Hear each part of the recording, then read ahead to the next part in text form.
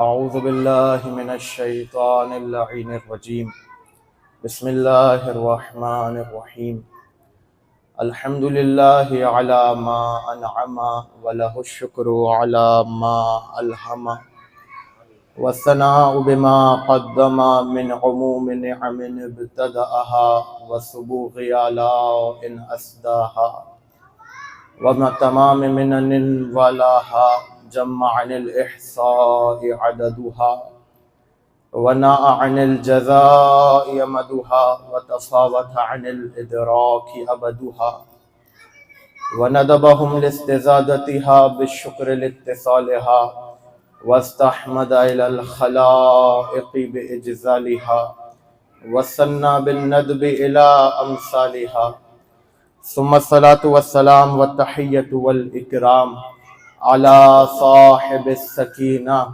والمدفون بالمدينة والمنصور المؤيد الذي اسمه في السماوات أحمد وفي الأرضين أبو القاسم محمد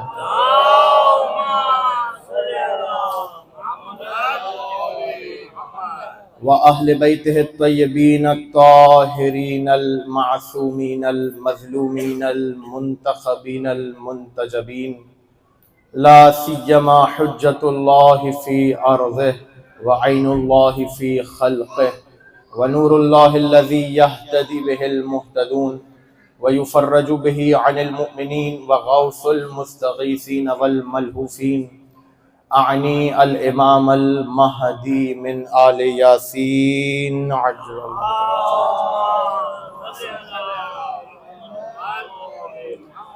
واللعنة الدائمة المستمرة على أعدائهم ومنكري فضائلهم وغاصبي حقوقهم أجمعين من الآن إلى قيام يوم الدين. أما بعد فقد قال الله في محكم كتابه المبين وقال علي عليه السلام وعليه الصلاة والسلام اطلب العلم ترشدوا. صلوات پڑھے محمد اللہ.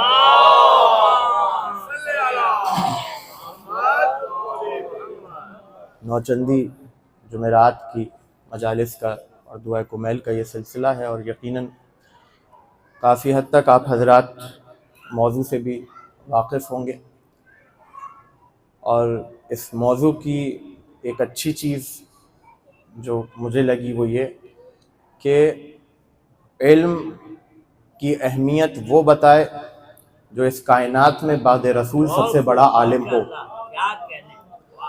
اس لیے کہ علی کے علاوہ اور کوئی در ایسا ہے نہیں جہاں سے علم وہ ملے جو اللہ کے قریب پہنچاتا ہو انسان. ایک صلوات پڑھے محمد والے محمد.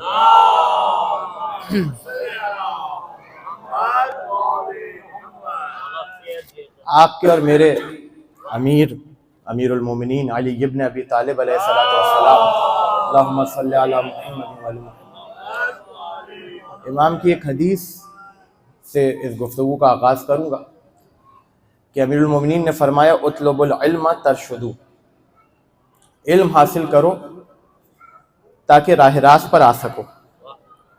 ایک مختصر سی حدیث ہے، لیکن اس مختصر سی حدیث میں امیر المومنین نے وہ مطالب بیان کر دیے کہ رہتی دنیا تک جو اس حدیث کو پڑھے گا، چاہے مسلمان ہو، چاہے شیعہ ہو، چاہے سنی ہو، چاہے کسی بھی مسلک سے تعلق رکھتا ہو، وہ اسلام کی حقانیت کو سمجھے گا کہ اسلام کے لیڈر وہ ہیں جو لوگوں کو جہل کی طرف نہیں علم کی طرف بلاتے ہیں. اطلب العلم. اب جو لوگ ظاہر ہے یہاں پر اگر کوئی مدرسے سے واقف ہے اور مدرسے سے وابستہ ہے تو وہ یہ بات جانتا ہے کہ امیر المومنین نے یہاں پر جو صیغہ استعمال کیا اطلبو، جمع کا صیغہ ہے اور امر کا صیغہ ہے، اس لیے کہ یہ وہی زبان بول رہی ہے جس نے لعاب رسول کو چوسا ہے، جس کے دہن مبارک میں لعاب رسول ہے، لعاب مبارک رسول ہے. وہ رسول جو یہ کہے طلب العلم فریضۃ علی کل مسلم، ہر مسلم پر، چاہے مسلم ہو یا مسلمہ ہو، چاہے مسلمان مرد ہو یا عورت ہو، ہر مسلم پر فریضہ ہے کہ وہ علم کو حاصل کرے. اچھا، امام نے یہ نہیں فرمایا، اب ذرا توجہ کیجئے گا اس جملے پر امیر المومنین کے. فرما رہے ہیں اطلب العلم، علم کی طلب کرو. ہمارے یہاں ترجمہ یہی کیا جاتا ہے جو کہ عام فہم ترجمہ ہے کہ علم حاصل کرو. طلب العلم فریضۃ علی کل مسلم، علم حاصل کرنا فریضہ ہے ہر مسلم مرد کا اور عورت کا. ہمارے ہاں عموماً یہی ترجمہ کیا جاتا ہے. لیکن لفظ استعمال کیا ہے امام نے اطلب یا طلب. طلب حاصل کرنے کو نہیں کہتے خالی. طلب مثال کے طور پر آپ کو پیاس لگی ہے، کس چیز کی طلب ہے؟ آپ کو پانی کی طلب ہے. یعنی اب آپ کوشش کریں گے کہیں سے مجھے پانی مل جائے. تو اب عقلی تقاضا یہ ہے کہ پانی آپ کے پاس چل کر نہیں آئے گا، آپ پانی کے پاس چل کر جائیں. یہاں پہ علی نے لفظ استعمال کیا اطلبو، طلب کرو علم کی. انتظار میں مت بیٹھے رہنا کہ علم تمہارے پاس آئے، چل کے جاؤ اور علم حاصل کرو. اس انتظار میں مت رہو کہ علم تمہارے پاس آئے، بلکہ تمہیں علم کے پاس جانا ہے. کیوں؟ کیونکہ احادیث میں بھی آیا ہے اور مفہوم حدیث ہے العلم یؤتی ولم یاتی. علم وہ ہے کہ جس کی طرف لوگ آتے ہیں، علم کسی کی طرف نہیں جاتا. اب اور آسان سے جملوں میں، اور یہ حدیث العلم یؤتی ولم یاتی، علم لوگوں کے پاس نہیں آئے گا، لوگوں کو علم کے پاس جانا ہے. اب سمجھ میں آیا؟ کہہ وہ رہا ہے جو مجسم علم الہی کا مظہر ہے، کہہ وہ رہا ہے کہ جس کی ذات میں علم الہی جلوہ فگن ہے. جس طرح علی ہے اسی طرح علم ہے، اور جس طرح علم ہے اسی طرح علی ہے. جس طرح علی کی طرف لوگوں کو چل کے جانا ہے اسی طرح علم کی طرف بھی لوگوں کو چل کے جانا ہے. صلوات پڑھے محمد وآل محمد. محمد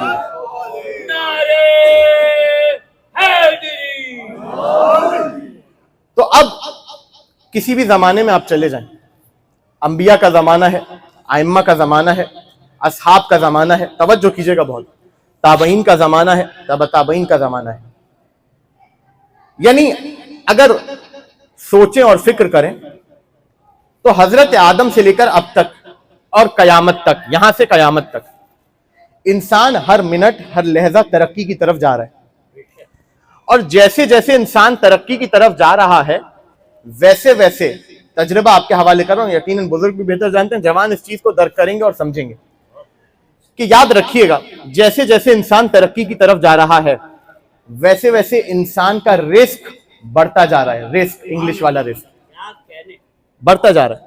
یعنی کل تک زمینوں کا سفر کرتا تھا تو جان کا اتنا خطرہ نہیں تھا، لوٹ مار ہو گئی یا کسی نے آ کر قتل کر دیا، ورنہ اس کے علاوہ جان کا کوئی خطرہ اپنی ذات کو لے کر کسی کو نہیں تھا. لیکن اب انسان نے ترقی کی، زمین کے بجائے آسمانی سفر کرنا شروع کیا، ہوائی جہاز میں بیٹھا تو اب رزق اس کا بڑھ گیا، خطرہ بڑھتا چلا گیا. لیکن اب آپ نے غور کیا، یہاں پر بس ایک جملہ کہتے ہوا آگے بڑھ جاؤں گا اگر اجازت ہو آپ حضرات کی، کہ انسان کا خطرہ بڑھتا چلا جا رہا ہے. پہلے صلوات پڑھیں محمد علیہ وسلم، یہاں لگا ٹھیک. تو پہلے انسان زمین پر سفر کرتا تھا، اب انسان آسمان پہ سفر کرتا ہے. پہلے علم کم تھا یوں کہہ لیجئے تو خطرہ بھی کم تھا، اب علم بڑھ گیا تو کیا خطرہ بھی بڑھ گیا؟ نہیں. بہت توجہ کیجئے گا، انسان ترقی کر رہا ہے. ترقی کا مطلب یہ نہیں ہوتا کہ انسان علم میں بھی ترقی کر رہا ہو. کل تک آپ کے بچے کے ہاتھ میں کاغذ قلم ہوا کرتا تھا، آج اس کے ہاتھ میں ٹیبلٹ ہے. یہ اس کو ترقی تو مل گئی ہے، جوانوں کو بچوں کو ترقی تو مل گئی ہے، لیکن علم ملا ہو یہ ضروری نہیں ہے. بہت توجہ کیجئے گا اس جملے پر، علم ملا ہو یہ ضروری نہیں ہے. تو مولانا یہ جو خطرہ بڑھ رہا ہے ترقی کے ساتھ ساتھ، اسے کیسے ختم کیا جائے؟ یاد رکھیے گا ترقی کا خطرہ تب ہی ختم ہوگا جب آپ ترقی کے ساتھ ساتھ علم میں بھی آگے بڑھیں گے. اچھا اور آسان کر دوں بات کو، مشاہدہ کیا ہے آپ نے ہوائی جہاز میں خطرہ ہے یا نہیں ہے؟ اچھا جو بچہ بھی بیٹھ رہا ہے نا ہوائی جہاز میں، اس کو بھی معلوم ہے کہ ایک پرندہ بھی آ کے ٹکرایا تو کسی کی جان نہیں بچے گی، اس کے باوجود بیٹھ رہا ہے. توجہ کیجئے گا بہت مثال پر، کل تک زمینی سفر تھا آج جہاز کا سفر. تو آپ نے کبھی غور کیا؟ میں صرف مسلمانوں کی بات نہیں کر رہا ہوں، دنیا میں جہاں کوئی بھی انسان ذی نفس بستا ہے، جو اپنے آپ کو عاقل ہونے کا دعویٰ کرتا ہے اپنے آپ کے، اس سے سوال کر رہا ہوں. آپ کو معلوم ہے کہ جہاز میں بیٹھیں گے تو خطرہ ہے، یہ جہاز آپ کو سیدھا لے ڈوبے گا اور سب کو غرق کر دے گا یا مار دے گا. ایسا بھی ہو سکتا ہے. لیکن اس کے باوجود آپ جہاز میں بیٹھ رہے ہیں, یعنی اس کا مطلب یہ ہے کہ خطرہ ہونے کے باوجود آپ کے دل میں ایک امید ہے کہ کوئی ہے جو میری جان بچا سکتا ہے, اس کے بھروسے میں جہاز پر بیٹھ رہا ہوں. اب سمجھ میں آیا, یہ ہے علم. ترقی تھی جہاز, علم ہے یہ کہ امید رکھنا اور یقین رکھنا کہ میں کتنے بڑے اور کتنی اعلیٰ منزل پر بھی چلا جاؤں, کوئی ایسی ذات ہے جس کے ہاتھ میں میری جان موجود ہے. صلوات پڑھے محمد وآل محمد. جس کے قبضہ قدرت میں میری جان ہے. یہ ہے یقین, یہ ہے علم. اس علم کے بغیر آپ خطرے کو مول نہیں لے سکتے. تو آپ کسی بھی دور میں چلے جائیں, انبیاء کا دور ہو, ائمہ کا دور ہو, اب اس کے بعد دور آگے بڑھ رہا ہے. سوال یہ پیدا ہوتا ہے, رسول نے دعوت دی علم کی, علی دعوت دے رہے ہیں علم کی, اور منبر پر کہہ رہے ہیں سلونی سلونی قبل ان تفقدونی, سوال کر لو مجھ سے اس سے پہلے کہ تم مجھے کھودو. علی نے یہ نہیں کہا اس سے پہلے کہ میں اس دنیا سے چلا جاؤں. بہت توجہ کیجئے گا اس جملے پر, میرے ساتھ ہے نا, یہ بہت کلیدی اور دقیق بات آپ کے حوالے کرنے جا رہا ہوں. اس کو سمجھیے گا تاکہ سمجھ میں آئے کہ وہ کون ہے جس کو اپنے دوشوں پر نبی مصطفیٰ نے بلند کیا ہے. علی فرما رہے سلونی, سوال کر لو مجھ سے. اچھا سلونی کا مطلب کیا ہے؟ پہلے تو یہاں پر رک جائیں. علی امر کر رہے ہیں سوال کرو مجھ سے, اور تاکید کی ہے علی نے. ایک مرتبہ نہیں کہا سلونی, 2 مرتبہ کہا سلونی سلونی. عربی زبان میں اسے کہتے ہیں تاکید لفظی. یعنی علی یہ کہہ رہے ہیں سلونی سلونی, پوچھو مجھ سے. نہیں, مجھ سے ہی پوچھو. ابھی بھی نہیں سمجھے آپ؟ مجھ سے ہی پوچھو. کائنات میں کون ہے جو علی کی طرح سلونی کا دعویٰ کرنے کی حیثیت رکھتا ہو؟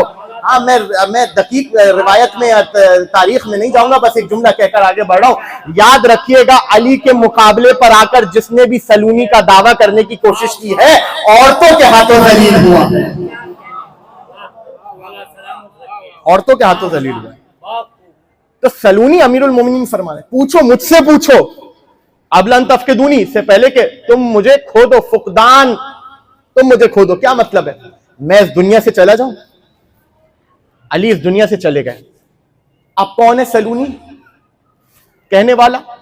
جو حقدار ہو سلونی کہنے کا, وہ جو مظہر علی ابن ابی طالب ہے, وہ جو وارث علی ابن ابی طالب ہے, یعنی امام حسن مجتبی علیہ الصلوۃ والسلام. اللہم صلی علی محمد وعلی محمد. امام اس دنیا سے چلے گئے. اب کون ہے وارث؟ امام حسین علیہ السلام. امام حسین اس دنیا سے چلے گئے. اب کون ہے وارث؟ علی ابن الحسین.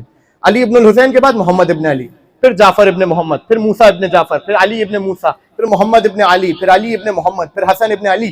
اور یاد رکھیے گا جب تک علی کا یہ سلونی کا دعویٰ موجود ہے, اس کا مطلب یہ ہے کہ کوئی علی ہے کہ آج بھی دعوت دے رہا ہے کہ مجھ سے پوچھو, مجھ سے پوچھو. سلونی سلونی قبل ان تفقدون, اس سے پہلے کہ تم مجھے کھو دو. کیا مطلب ہے؟ کھونے سے کیا مراد ہے؟ کھونے سے کیا مراد ہے؟ اس سے پہلے کہ میں مر جاؤں, اس سے پہلے کہ میں دنیا فانی سے کوچ کر جاؤں؟ نہیں, توجہ کیجئے گا. فقدان, علی نے یہ نہیں کہا کہ اس سے پہلے کہ میں مر جاؤں, نہیں, اس سے پہلے کہ تم مجھے کھو دو. کیا مطلب ہے تم مجھے کھو دو؟ اب بہت توجہ کیجئے گا اس جملے پہ. کیا مطلب ہے تم مجھے کھو دو؟ اس کا مطلب یہ ہے کہ علی بتانا چاہ رہے ہیں کہ اس سے پہلے کہ تمہارے دل میں مجھے لے کر شک آئے, تمہارے دل میں مجھے لے کر بغض آئے, تمہارے دل میں میری قدر و قیمت ختم ہو جائے, اس سے پہلے آؤ مجھ سے سوال کر لو. علی بتا رہے ہیں جو میرا منکر ہے کبھی میرے در پر سوال کرنے نہیں آئے گا. تو قبل ان تفقدونی, اس سے قبل کہ تم مجھے کھو دو, یعنی تمہارے سامنے علی ابن ابی طالب ہو. اور یہی ہوا. علی کی زندگی میں کتنے لوگوں نے علی کو کھویا؟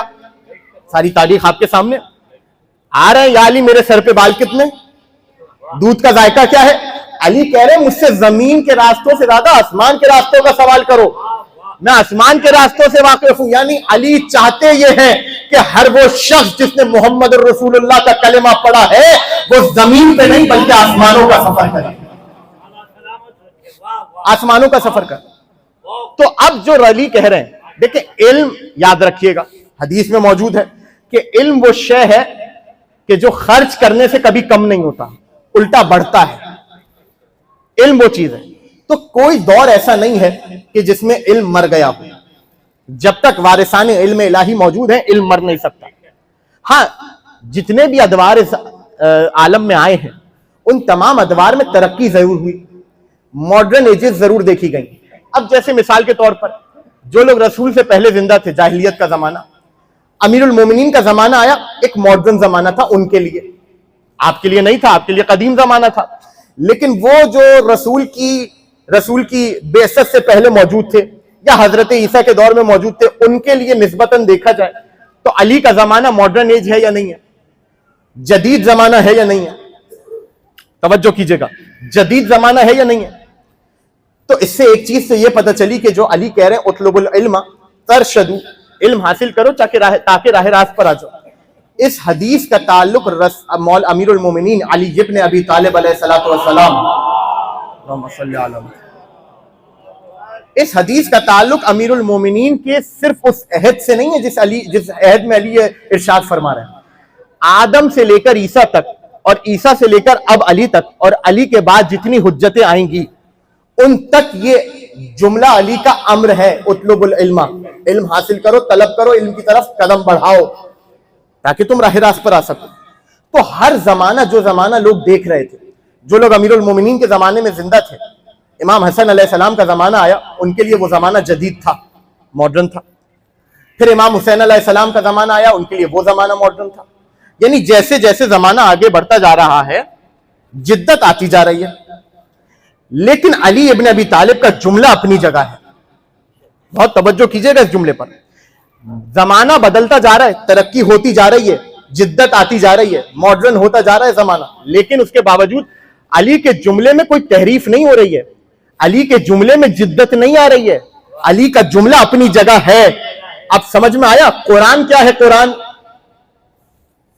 پچھلی آسمانی کتابیں آئیں، صحیفے آئے، قرآن نے آ کے سب کو منسوخ کر دیا۔ اچھا مطلب کیا ہے؟ اگر توریت کامل ہوتی تو انجیل کی کیا ضرورت تھی، اور اگر انجیل کامل ہوتی تو قرآن کی کیا ضرورت تھی؟ توجہ کیجئے گا بہت اس جملے پر۔ اس کا مطلب یہ ہوا کہ کوئی ایسا طلسم اور رمز ہے، پہلی چیز تو یہ کہ ان کتابوں کی حفاظت نہیں ہوئی، اس میں رد و بدل کی گئی۔ اب آیا ہے قرآن، تو قرآن کا فلسفہ کیا ہے؟ قرآن کا فلسفہ یہ ہے کہ قرآن کے بعد کوئی اور آسمانی کتاب نہیں آئے گی۔ کیوں نہیں آئے گی جناب؟ اس لیے نہیں آئے گی کیونکہ قرآن قیامت تک کے طلسم، قیامت تک کے امور، قیامت تک کے قوانین آپ کے ہاتھ میں دے کے جا چکا۔ قرآن جو اس وقت آپ کھولتے ہیں اس میں قیامت تک کی باتیں موجود ہیں، یعنی اب اگر قیامت تک کسی کو ہدایت حاصل کرنی ہے قرآن سے حاصل کرے گا اور اہل بیت سے حاصل کرے گا، تو یہ بات واضح ہے۔ اس کا مطلب یہ کہ پرانی کتابوں میں وہ جدت نہیں تھی، قرآن میں وہ جدت ہے جو قیامت تک آپ کو لے کر جائے گی۔ یعنی اس کا مطلب یہ ہوا کہ قرآن کا حکم، توجہ کیجئے گا، قرآن کا حکم اپنی جگہ اٹل رہے گا، بھلے زمانہ بدلتا رہے، بھلے زمانے میں جدت آتی رہے۔ کیوں؟ کیونکہ قرآن ہے کلام الہی، قرآن ہے مکمل، زمانے کی جدت قرآن کے لفظوں پر کوئی اثر نہیں ڈالے گی۔ کیوں؟ قرآن ہے کامل، اس کا مطلب یہ ہے جہاں الفاظ، مطالب، کلمے، کلمات کامل ہو اور اللہ کی طرف سے ہو، زمانے کی جدت ان کے اوپر اثر نہیں کرتی۔ اب سمجھ میں آیا؟ جس طرح قرآن کی آیتیں ہیں اس طرح علی کے جملے ہیں، زمانے کی جدت علی کے جملوں پر اثر نہیں کرے گی۔ اطلب العلم، علم حاصل کرو، علم کی طرف بڑھو۔ یعنی آپ نے کبھی یہ سنا کہ زمانہ تبدیل ہو گیا اس لیے ہم نے حدیث کو تبدیل کر دیا؟ کبھی یہ سنا آپ نے؟ نہیں سنا ہوگا۔ کیوں؟ کیونکہ حدیث سے معصوم متصل ہے قرآن کے ساتھ۔ توجہ کیجئے گا بہت، حدیث سے معصوم متصل ہے قرآن مجید کے ساتھ، کوئی چیز آ کر حدیث کا مقابلہ نہیں کر سکتی، نہ ہی حدیث کو توڑ سکتی ہے۔ زمانے کی جدت کا اثر حدیث پر نہیں ہوگا۔ تو یہاں سے ایک بات تو ہمیں پتہ چل گئی کہ زمانہ کوئی بھی ہو اور زمانہ جتنا بھی ماڈرن ہو جائے، جتنا بھی جدید ہو جائے، ایک بات طے ہے، اور وہ بات کیا ہے کہ حدیث، معصومین کا کلام اور قرآن کی آیتیں، ان کے اوپر زمانے کی جدت کا اثر نہیں ہوگا۔ اور جتنا بھی جدید زمانہ ہو یہ احادیث ضامن ہے انسان کی ہدایت کے لیے.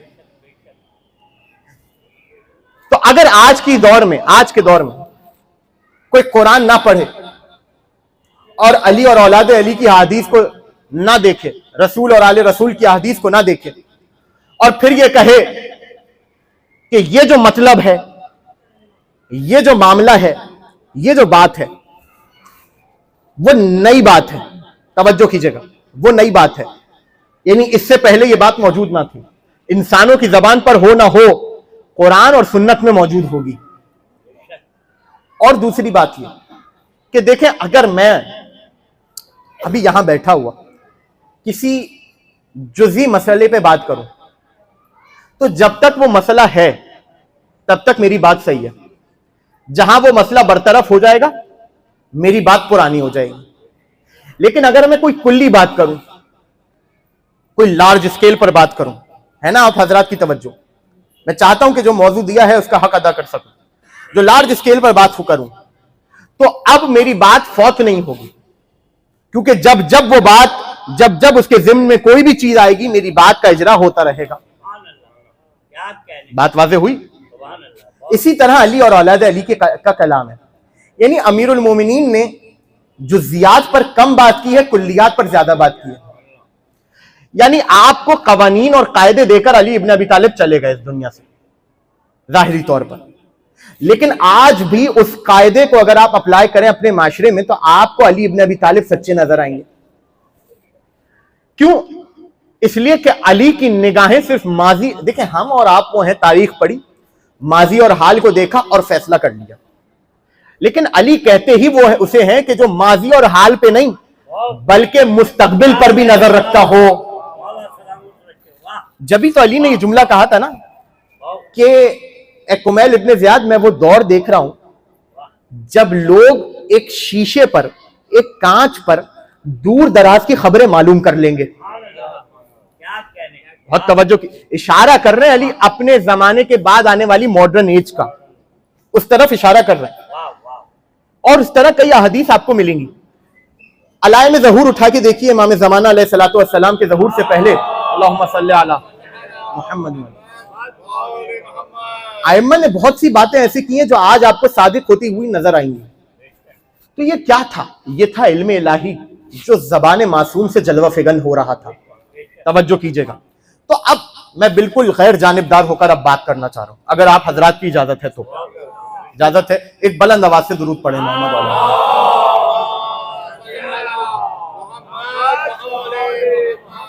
دیکھیں آپ کے پاس ہیں دو راستے, آپ سے مراد آپ نہیں, ایک لارج اس کی, جہاں تک میرا پیغام سنا جا رہا ہے, آپ کے پاس ہیں دو راستے.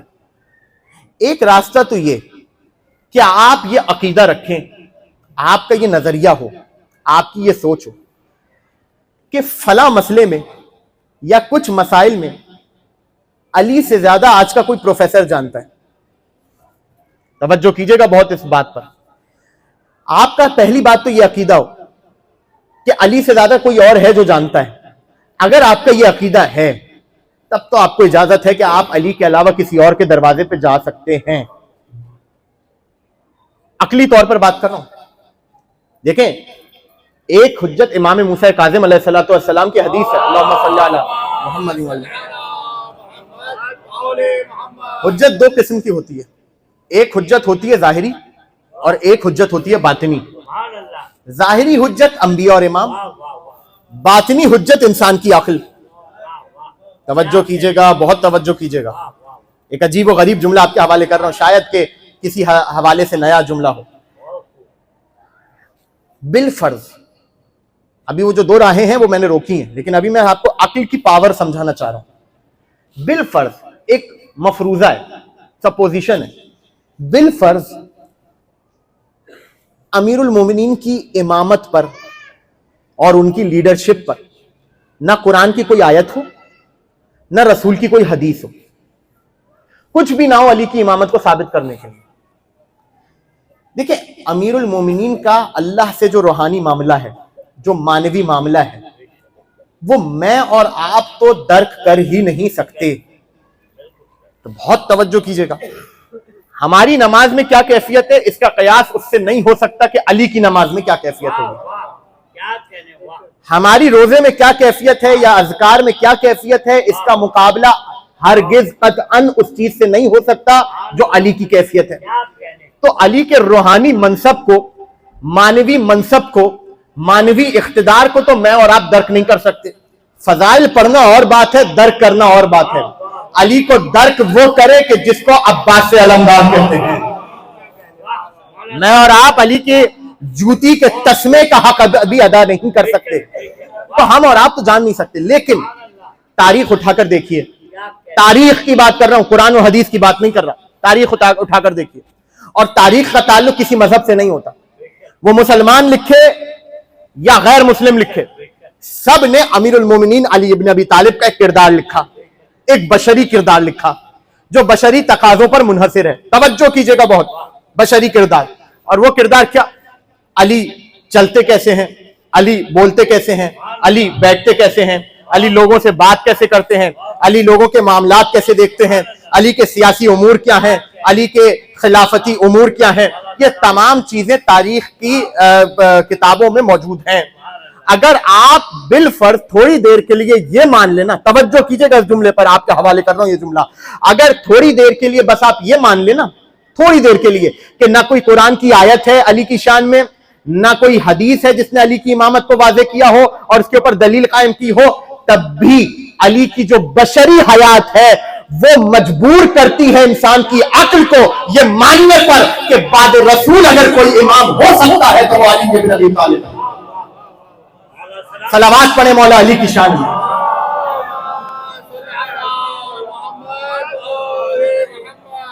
یہ ہے عقل، یہ ہے عقل. اور عقل ہے حجت، اللہ کی طرف سے حجت ہے، اللہ کی طرف سے حجت ہے. تو یہ عقلی ایک تقاضا ہے. دیکھیں انسان جتنا بڑا بھی متکبر ہو جائے، جتنا بڑا بھی اپنے آپ کو سمجھنے لگے، تب بھی اس کے سب کانشیسنیس میں، لا شعوری ادراک میں اس کے کہیں نہ کہیں یہ بات ہوتی ہے کہ مجھ سے بڑا کوئی ہے. بہت توجہ کیجئے گا. شیطان سے بڑا کوئی متکبر ہے؟ شیطان سے بڑا کوئی تکبر کرنے والا ہے جس کے تکبر پر لعنت اللہ نے کی ہو؟ اس سے بڑا تکبر کرنے والا کوئی ہوگا دنیا میں؟ نہیں. لیکن اس کے باوجود یہ کہتا تھا کہ پروردگار میں نے تجھے سجدہ کیا ہے. توجہ کیجئے گا. تکبر تھا لیکن کہیں نہ کہیں لاشعوری طور پر اس کے ذہن میں یہ تھا کہ مجھ سے بڑا پروردگار موجود ہے. تو کوئی بھی انسان ہو، کوئی بھی انسان ہو، لاشعوری طور پر خدا نے اس کی فطرت میں رکھ دیا کہ وہ یہ جانتا ہے کہ مجھ سے بڑا کوئی ہو سکتا ہے. بھلے وہ آپ کے سامنے بولے یا نہ بولے، وہ اپنے آپ کو کچھ نہ کچھ سمجھتا رہے، لیکن اس کا ادراک اس کو کہے گا، اس کی عقل کہے گی کہ تجھ سے بڑا کوئی ہے اس کی طرف جا، تجھ سے بڑا کوئی ہے اس کی طرف رجوع کر. اب سمجھ میں آیا؟ یہ جملہ آپ کے حوالے کر رہا ہوں. اللہ نے انسان کے اندر عقل کو رکھا ہی اس لیے ہے کہ کسی بھی زمانے میں اپنے آپ کو کتنا بڑا بھی سمجھے، لیکن جیسے ہی علی ابن ابی طالب کا نور سامنے آئے پیشانی کو چھپانے پر مجبور ہو جائے. محمد و محمد صلوات اللہم صلی علی محمد. یہ ہے علم علی ابن ابی طالب، یہ ہے علم علی ابن ابی طالب، اور یہ ہے عقل جو علی کی طرف آپ کو تو عقل کا تقاضا کیا ہے؟ سیدھی بات، عقل کسی بڑے کی طرف انسان کو متوجہ کرتی ہے. عقل انسان کو مجبور کرتی ہے کسی بڑے کی طرف انسان رجوع کرے. توجہ کیجئے گا، بہت توجہ کیجئے گا. عقل مجبور کرتی ہے. تو اب آپ کے پاس دو راہیں ہیں، دو راستے ہیں، اس سے ہٹ کر کوئی راستہ نہیں ہے. اگر آپ یہ سمجھتے ہیں کہ علی ابن ابی طالب سے بڑا کوئی عالم تھا یا ہے، فبہا آپ اس کی طرف رجوع کریں. لیکن اگر آپ کا یہ عقیدہ ہے کہ علی اور اولاد علی سے بڑھ کر کوئی اس دنیا میں نہیں ہے، تو عقل آپ کو مجبور کرے گی کہ علی کے علاوہ کسی اور کا دامن نہ تھامنا، علی کے علاوہ کسی اور کا دامن مت تھامنا، کسی اور کے دروازے پہ جا کے دستک نہ دینا سوائے علی ابن ابی طالب کے دروازے. بات واضح ہو گئی. اب ایک قدم اور آگے بڑھ گئی. جب ہمیں اور آپ کو یہ بات پتہ چل گئی کہ بعد رسول اگر کوئی ہے اب ظاہر ہے میرے پاس تفصیل کا وقت نہیں ہے, مجھے آنا ہے جلدی سے اپنے منزل کی طرف, اور موضوع کو آج کے حد تک سمیٹ دوں گا. جب آپ کو اور مجھے یہ معلوم ہو جائے کہ رسول کے بعد کوئی ہے کہ جو رسول کے بعد سب سے بڑا عالم ہے, سب سے بڑا فقیہ ہے, سب سے بڑا ناظر ہے, سب سے بڑا حلیم ہے, وہ کون ہے؟ علی ابن ابی طالب. عقل کہہ رہی ہے علی کے پاس جاؤ, عقل کہہ رہی ہے علی کے بعد حسن کے پاس جاؤ, عقل کہہ رہی ہے حسن کے بعد حسین کے پاس جاؤ, عقل کہہ رہی ہے زمانے کے علی کے پاس جاؤ. اور آج کون ہے زمانے کا علی؟ سرکار حجت امام زمانہ علیہ الصلوۃ والسلام. اللہم صلی علی محمد. یہ آپ کو اور مجھے عقل کہہ رہی ہے. تو اب ہم جائیں علی ابن ابی طالب کے دروازے پر. یا علی نماز کیا ہے؟ یا علی روزہ کیا ہے؟ توجہ کیجئے گا, منزل قریب آ رہی ہے. یا علی حج کیا ہے؟ علی بتاتے جا رہے ہیں. یعنی کتنی عجیب سی بات ہے نا کہ میں علی کو کائنات میں سب سے بڑا جانوں, دین علی سے لوں, دنیا کسی اور سے جا کر لوں. توجہ کیجئے گا. دیکھیں ایک دنیا تو وہ ہے جس کے اوپر علی نے ملامت کی ہے. یہ دنیا وہ رعونت ہے جو انسان کو خدا سے دور کرتی ہے, اس کے اوپر لعنت ہے. لیکن امور دنیا معاملہ ہے, آپ کو رہنا ایسی دنیا میں, آپ کو اس دنیا کو مقدمہ بنانا ہے اپنی آخرت کے لیے, تو اس دنیا کو بھی تو سنوارنا ہے نا ہمیں. توجہ کیجئے گا. تو دین تو ہم لے لیں علی ابن ابی طالب سے, دنیا ہم علی آپ سے نہیں لیں گے, ہم شام کے امیر سے جا کے لیں گے. حسین افضل ہے حسن کے بعد, دنیا دین ہم لے لیں حسین سے, اور دنیا جا کے لے یزید سے. دین ہم لے لیں جعفر صادق سے, دنیا جا کے لے منصور دوانکی سے. تو عقل کہے گی کہ بھائی جب تم نے ان کو بڑا مانا ہے تو صرف دین کیوں, دنیا بھی ان سے لو نا. توجہ کیا آپ نے, صرف دین ہی کیوں, دنیا بھی لو ان سے جا کر. یعنی علی اس ذات کا نام ہے, علی اور اولاد علی ان ذوات مقدسہ کا نام ہے کہ انسان جب ان کے در پر کاسہ علم لے کر آئے تو کبھی بھی تشنا واپس نہیں لوٹتا. صلوات پڑھیں محمد و آل محمد.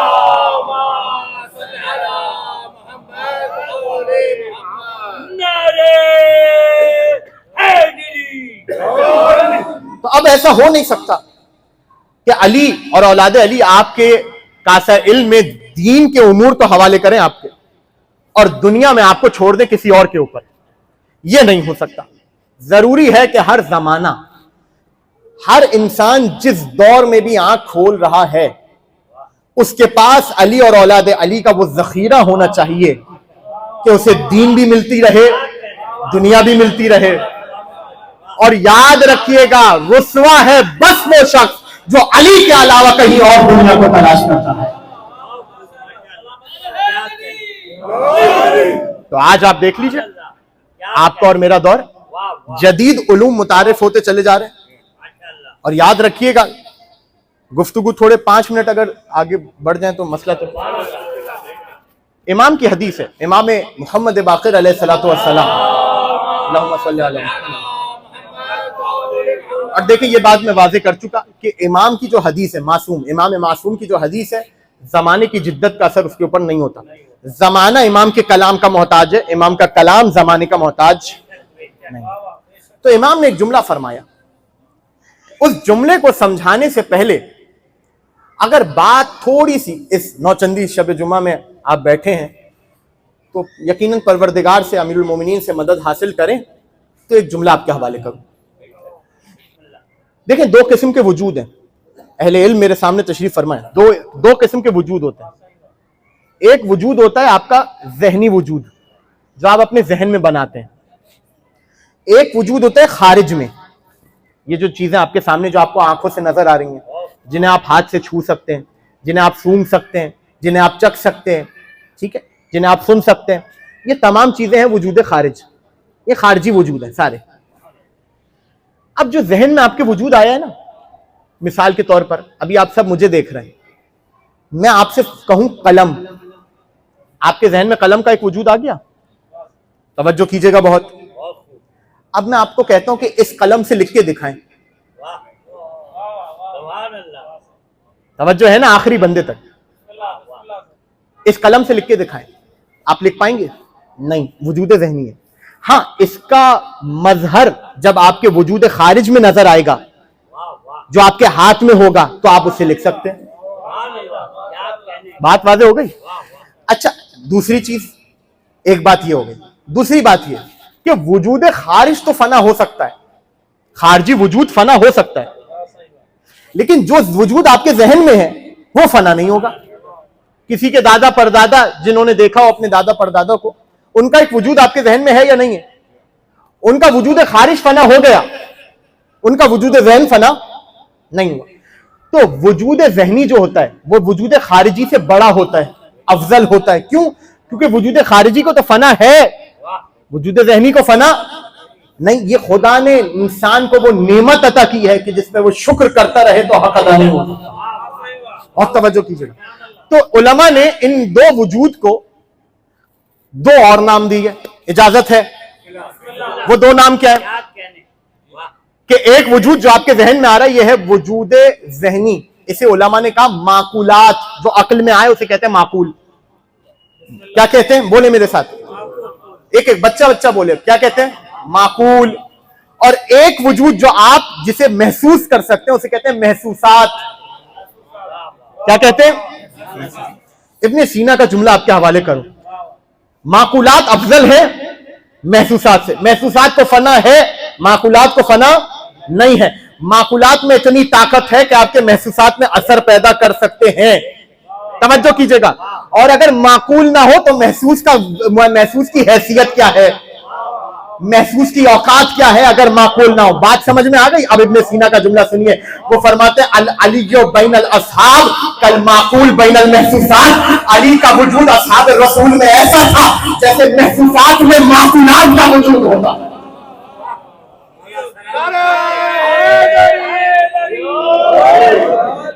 یہ ہے علم، یہ ہے عقل.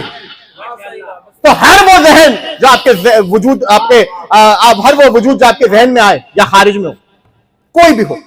اب امام فرما رہے ہیں، امام باقر علیہ السلام، کل ما لم یخرج، درود پڑھیں باواز بلا اللہم صلی علی. امام فرما رہے کل ما لم یخرج من ھذا البیت، اشارہ کیا اپنے گھر کی طرف. کل ما لم یخرج من ھذا البیت فہو باطل.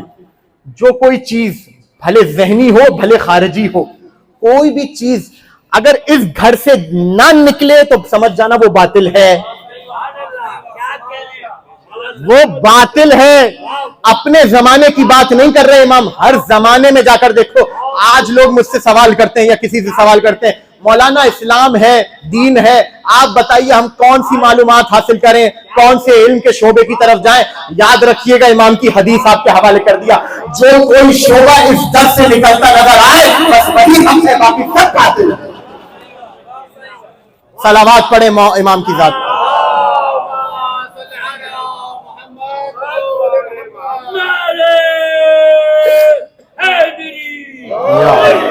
تو اب یہ ایک بات ہو گئی. دوسری بات، اور میں بات کو بس یہاں پہ سمیٹوں گا، کہ امام نے، رسول نے، آل رسول نے، قرآن نے آپ کو ہر اس شے کی طرف متوجہ کیا ہے جس کا تعلق کسی نہ کسی علم سے ہے. دیکھیں سب سے بڑا جملہ آج کا آپ کے حوالے کر رہا ہوں اس موضوع کے متعلق. دیکھیں ایک بات اپنے ذہن میں رکھیے گا، اسلام نے آ کر جدید علوم کا گلا نہیں گھونٹا. اسلام نے آ کر جدید علوم کو پروموٹ کیا ہے. اسلام پرچار کرتا ہے جدید علوم کا. آپ جائیے قرآن اٹھا کے دیکھیے. دیکھیں آپ علم دین حاصل، امیر المومنین اور رسول فرما چکے علم حاصل کرو، علم کی طلب میں نکلو، اپنے قدم بڑھاؤ علم کی طلب میں، فرما دیا. تو علم سے مراد کیا صرف وہ علم ہے جو مدارس میں پڑھایا جاتا ہے؟ صرف و نحو ہو گئی، فقہ ہو گئی، کیا صرف یہی علم ہے؟ نہیں، بلکہ اسلام نے اپنے ضمن میں، شریعت نے اپنے ضمن میں دنیا کے تمام علوم کا احاطہ کر رکھا ہے. آسان کرتا ہوں بات کو تاکہ بات سمجھ میں آ جائے. آپ توضیح المسائل اٹھا کر دیکھیے یا کوئی بھی فقہ کی کتاب اٹھا کر دیکھیے، بہت سے ایسے مسائل ہیں، فقہی مسائل، شرعی مسائل، کہ جہاں پر آپ کو میڈیکل سائنس کی طرف جانے کی ضرورت پڑے گی. کوئی نہیں کہہ رہا پی ایچ ڈی کریں، بیچلرز کریں، لیکن کم سے کم اتنی نو ہاؤ تو ہو کہ اپنا فقہی مسئلہ سمجھ سکیں. بہت سے ایسے مسائل ہیں کہ جو جیسے نماز روزے کے اوقات، شرق و غرب کے مسائل، سب آپ کے ذہن میں، چاند رؤیت ہلال کے مسائل، یہ مسائل آپ کو متوجہ کر رہے ہیں کس طرف؟ ایسٹرولوجی کی طرف، علوم فلکیات کی طرف. توجہ کیجئے گا. پھر آ جائیے، اچھا یہ تو ہو گئی سائنس، یہ تو ہو گئی وہ چیزیں جو آپ کو اپنی آنکھوں سے نظر آ رہی ہیں. پھر آتے ہیں علوم اعتباری. اب اس کی تفسیر میں نہیں جاؤں گا، میں بس ایک لفظ آپ کے حوالے کر دیا، جستجو کیجئے گا علوم اعتباری. اسلام میں بہت سے ایسے مسائل ہیں جیسے معاملات، ڈیلنگز، لین دین، قرض، سود وغیرہ، ان تمام چیزوں کے مسائل. آپ ان مسائل کو سمجھ نہیں سکتے جب تک آپ کو اکنامکس اور کامرس کی نو ہاؤ نہ ہو. توجہ کر رہے ہیں آپ؟ یعنی اسلام نے آپ کو سائنس کے ہر شعبے سے منسلک کیا ہے. اسلام آپ کو توجہ دلا رہا ہے کہ بھائی یہ بھی ایک علم ہے، اس طرف جاؤ. اب اگر کوئی اپنی تنگ نظری کے ساتھ کہتے کہ اسلام محدود ہے مسجدوں تک، تو اس کے لیے جواب ہے امام جعفر صادق علیہ السلام کی وہ یونیورسٹی، اللہم صلی علی محمد، جو بیک وقت کئی شعبوں اور کئی علوم کا پرچار کر رہی ہے. ٹھیک ہے، بات واضح ہو جائے. اچھا یہ تو ہو گئی سائنس کی باتیں اور کامرس کی باتیں. آج سے کچھ عرصہ پہلے چلے جائیں، کپڑوں کی ایک اپنی منطق ہے، لباس کی ایک اپنی منطق ہے. پہلے آپ لباس دیکھتے تھے، شاہانہ لباس، بادشاہوں کے لباس. آج آپ کھول کے دیکھیے تو اس کے اوپر باقاعدہ لوگوں نے اپنے تھیسس تک لکھے کہ لباس میں یہ چیز اس کی طرف اشارہ کر رہی ہے، یہ چیز اس کی طرف اشارہ کر رہی ہے، یہ چیز اس کی طرف ہے. یعنی ایک علم تھا جو کل تک صرف ایک فن کے اعتبار سے متعارف تھا، لیکن آج باقاعدہ اس فن کو ایک شعبہ علم بنا دیا گیا آرٹس میں. لباس جسے آپ کہتے ہیں فیشن ڈیزائننگ. اب آپ اٹھا کے دیکھیے ائمہ کی احادیث کو، جو بزرگ ان احادیث سے منسلک ہیں، جو اپنے گھروں کے معاملات کو اور اپنی روزمرہ کی زندگی کو ائمہ کی احادیث کے مطابق چلاتے ہیں، وہ یقیناً اس بات کی طرف متوجہ ہوں گے. اور جو نہیں چلاتے وہ کم سے کم وہ کتابیں اٹھا کر دیکھیں کہ جس میں امام نے آپ کو سونے سے لے کر جاگنے تک اور جاگنے کے بعد سونے تک ہر مسئلے میں طریقہ کار بتائے ہیں. امام بتا رہے لباس پہنو ایسا پہنو، جوتے پہنو تو ایسے پہنو. یعنی آج جو چیز شعبے کے اعتبار سے فیشن ڈیزائننگ یا آرٹ سے متعارف کروائی، امام پہلے اس کے آداب بتا کے چلے گئے. توجہ کر رہے ہیں آپ؟ امام پہلے اس کے آداب بتا کے چلے گئے. پھر آپ آ جائیں سائیکالوجی کی طرف. اخلاقیات میں امام بتا رہے ہیں بڑوں سے ایسے بات کرو، چھوٹوں سے ایسے بات کرو، تمہارا کون سا کلام کسی کے دل پر کیا اثر کرے گا، آنکھوں کی بینائی صحیح کرنی ہو تو کون سا رنگ مفید ہے. یہ تمام چیزیں احادیث میں آپ کو ملیں گی. آج ان تمام احادیث کے آپ کو الگ الگ شعبے نظر آئیں گے. سائیکالوجی آپ کو بتا رہی ہے کس طرح بات کرنی ہے، آپ کا کلام سامنے والے کے اوپر کس طرح اثر کرے گا، خود آپ کا کلام کس چیز کی طرف نشاندہی اور اشارہ کر رہا ہے. بات واضح ہو رہی ہے؟ یعنی امام نے آدم سے لے کر خاتم تک اور خاتم سے لے کر قیامت تک ہر دور کو اپنی حدیثوں میں، ہر علم کو اپنی حدیثوں میں سمو دیا ہے. اب یہ آپ کے اور میرے اوپر ہے کہ ہم تنگ نظری کی اینک پہن کر بیٹھ جائیں یا امام کی حدیثوں پر کھلے دل سے مطالعہ. صلوات پڑھیں ایک بابا سے بلند.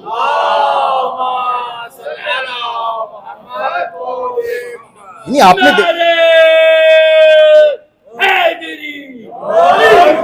آپ نے دیکھا امام، اگر کوئی یہ کہے کہ دین مسجدوں تک، دین مدرسوں تک، میں اپنی بات کروں، میں کسی اور کی بات کیا کروں، اپنی بات کرتا ہوں.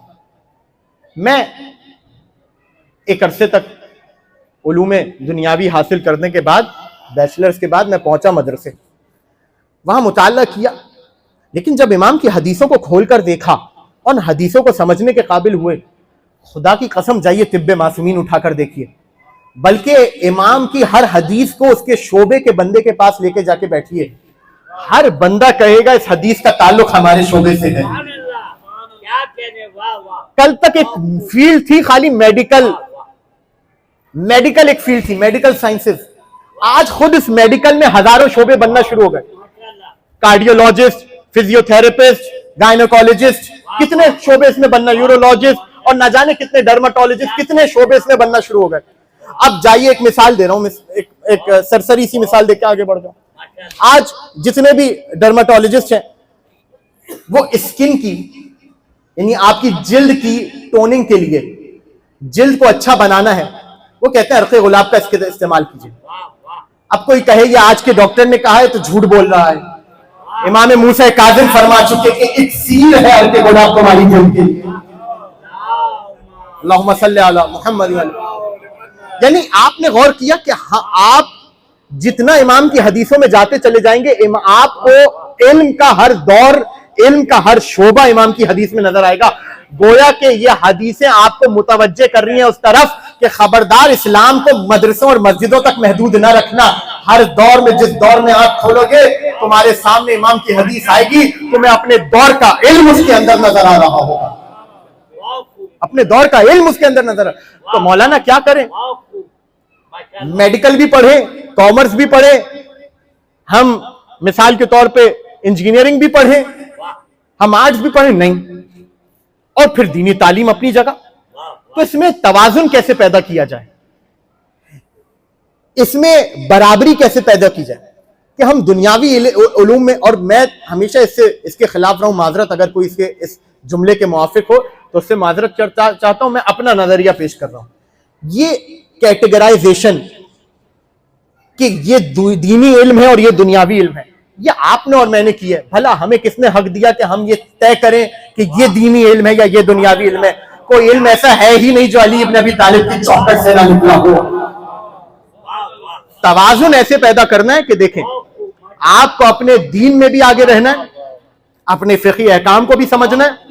یہ نہیں کہ بس مصلی پہ کھڑے ہوئے نماز پڑھی, پتہ ہی نہیں کہ نماز کیا ہے, قرات کیا کی ہے, سجدہ کیسے کیا, رکوع کیسے کیا, کچھ پتہ ہی نہیں, اور چل دیے امام باڑے سے باہر, مسجد سے باہر. اور جناب بہت بڑے پروفیسر ہیں اور بہت بڑے انجینئر ہیں, بہت بڑے انجینئر ہیں, نماز پڑھنی نہیں آتی.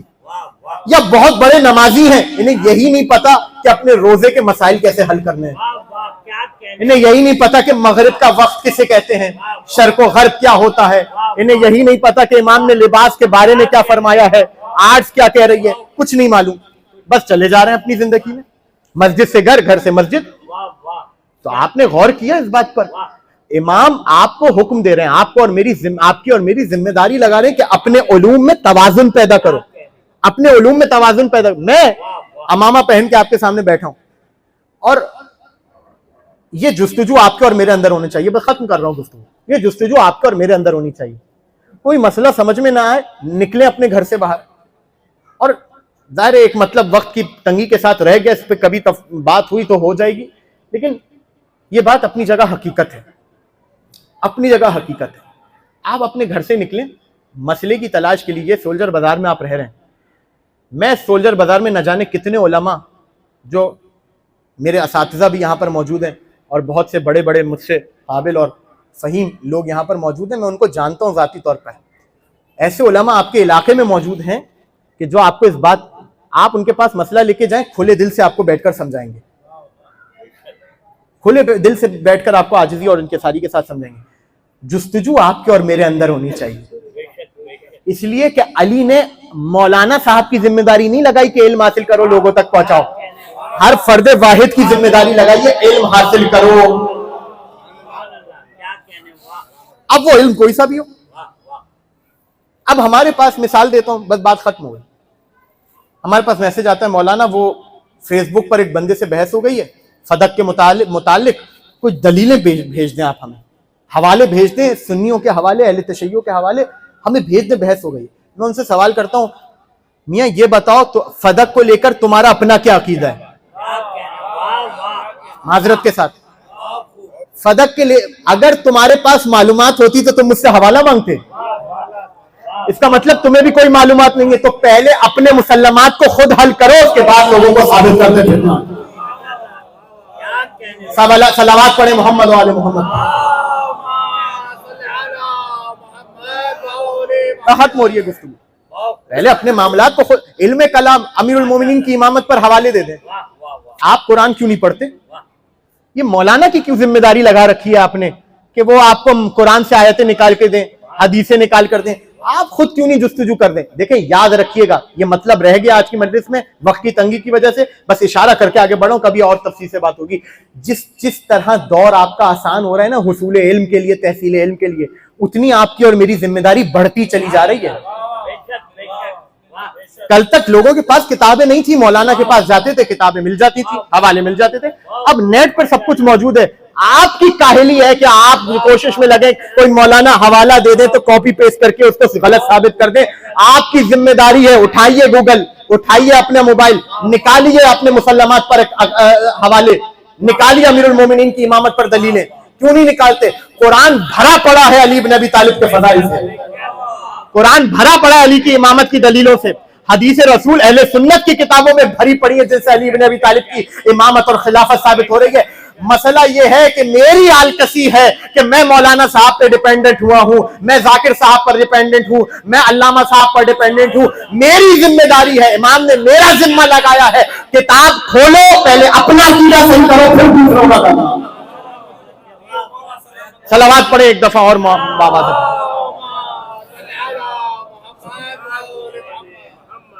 تو یہ ہے علم،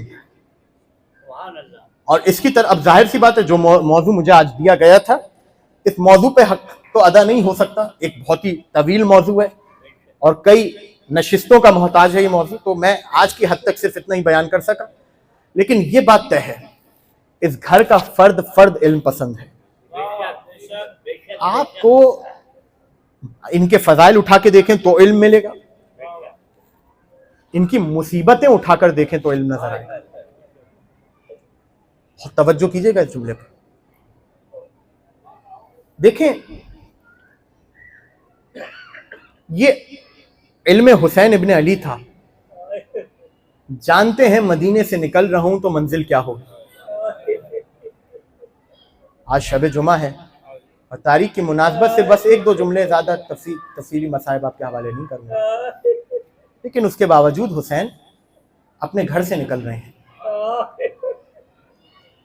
مصیبت یہ نہیں ہے کہ حسین اپنے گھر سے اور اپنے وطن کو چھوڑ رہے ہیں، مصیبت یہ ہے کہ علی اور بطول کی بیٹیاں بھی اپنے وطن کو چھوڑ رہی ہیں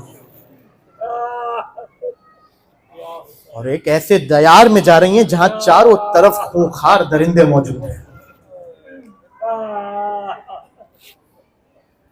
مطلب آپ اہل بیت کی زندگی کا کوئی لمحہ اٹھا کر دیکھ لیجیے، کوئی لمحہ اور کوئی منزل آپ کو ایسی نہیں ملے گی کہ جہاں پر اہل بیت نے علم کی ترویج نہ کی، کوئی منزل ایسی نہیں۔ قافلہ آیا ہے کوفے میں امیر المومنین کی حیات میں، دور خلافت میں، روایات میں ملتا ہے کہ جناب زینب کبریٰ سلام اللہ علیہا، اللہم صلی علی محمد، بی بی کی شان میں ایک صلوات پڑھیں باوجود۔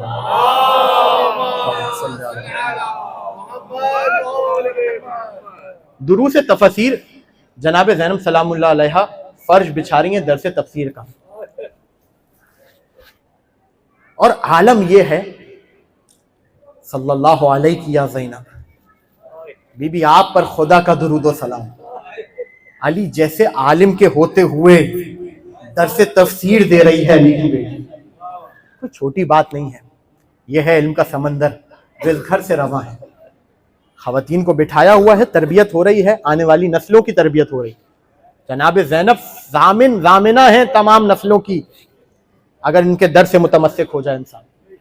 تفسیر کا درس دے رہی ہیں اور پردے میں کھڑے علی ابن ابی طالب وہ درس سن رہے ہیں۔ درس ختم ہوا، اپنی بیٹی سے مخاطب ہوئے، لب گویائی علی نے کھولے اور جملہ ارشاد فرمایا، اے زینب میں نے سنا آپ حروف مقطعات کا درس دے رہی تھی، کا ہا یا عین صاد، کہ جی بابا جان ایسے ہی ہے۔ تو کہا زینب جانتی ہو ان حروف کا اشارہ کس طرف ہے؟ کہ بابا آپ سے بہتر کون جانے گا؟ کہ زینب ان حروف سے اشارہ ان مصیبتوں کی طرف ہے جو کربلا میں حسین ابن علی پر ٹوٹی، اللہ ان مصائب کی طرف ہے جو گھرانہ رسول دیکھے گا۔ روایت کا جملہ ایک ایک مصیبت علی نے تفصیل کے ساتھ زینب کو بتانا شروع کی۔ یقیناً مائیں بہنیں پردے میں یہ جملہ سن رہی ہیں، اور یہاں باپ بھی بیٹھے ہیں. کوئی باپ اپنی بیٹی کو کسی مصیبت کے بارے میں بتائے, وہ جانتا ہے کیفیت کیا ہوتی ہے. لیکن ماں بہنیں جو پردے میں سن رہی ہیں, ان سے ایک جملہ کہنا چاہوں گا. جب کسی بہن کو یہ بتایا جائے کہ اس کا بھائی 3 دن کا بھوکا پیاسا ختم کر دیا جائے, جب کسی پھوپھی کو یہ بتایا جائے کہ اس کے بھتیجے کے کلیجے میں برچی کا پھل آ کر لگے گا, جب کسی پھوپھی کو یہ بتایا جائے کہ اس کے بھتیجے کے گلے پر آ کر تیر لگے گا, جب کسی پھوپھی کو یہ بتایا جائے کہ اس کے بھائی کے بازو, جب کسی بہن کو بتایا جائے کہ اس کے بھائی کے بازو کاٹ دیے جائیں گے, سوچو اس خاتون کی کیا حالت ہوگی. زینب خاموشی سے سارے مسائل سنتی رہی اور آنکھوں سے اشک بہاتی رہی. لیکن عزیزوں کو وقت آیا کہ جب علی کا ایک ایک جملہ سچ ہوتا نظر آیا. ارے علی اکبر جا رہے تھے تو زینب روئی, علی اصغر کا چھنا ہوا گلا دیکھا تو زینب روئی. لیکن ایک منزل ایسی تھی جہاں زینب نے اظہار کر دیا ان علوم کا جو علی ابن ابی طالب نے زینب کے حوالے کیے تھے. جب خبر ملی نا کہ عباس بچوں کے لیے پانی لینے جا رہے ہیں تو کہا فضہ جاؤ میرے بھائی کو بلا کر لاؤ. حضرت عباس کو بلایا گیا, بی بی کے خیمے کے باہر آ کر کھڑے ہو گئے جیسے غلام کسی آقا کے سامنے کھڑا ہوتا ہے.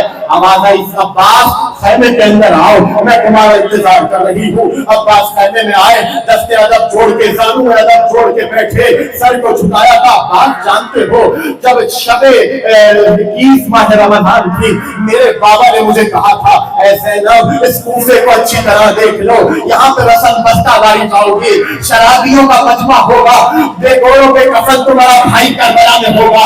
ارے مجمع میں تم لائی جاؤ گی. لیکن اے عباس میں سوچتی تھی کہ جس کا تمہارا جیسا بھائی ہو بھلا کس کی مجال کی اس کی طرف آنکھ اٹھا کر دیکھے. لیکن عباس آج یہ تم نہیں جا رہے. زینب کو یقین ہو گیا آج زینب کا پردہ جا رہا ہے, آج سکینہ کی آج جا رہی ہے. جاؤ عباس ہم نے اجازت دی. یہ کہہ کر خیموں میں شور برپا ہوا, واہ محمد, واہ علی, واہ حسین, واہ حجاب. الا لعنت اللہ علی القوم.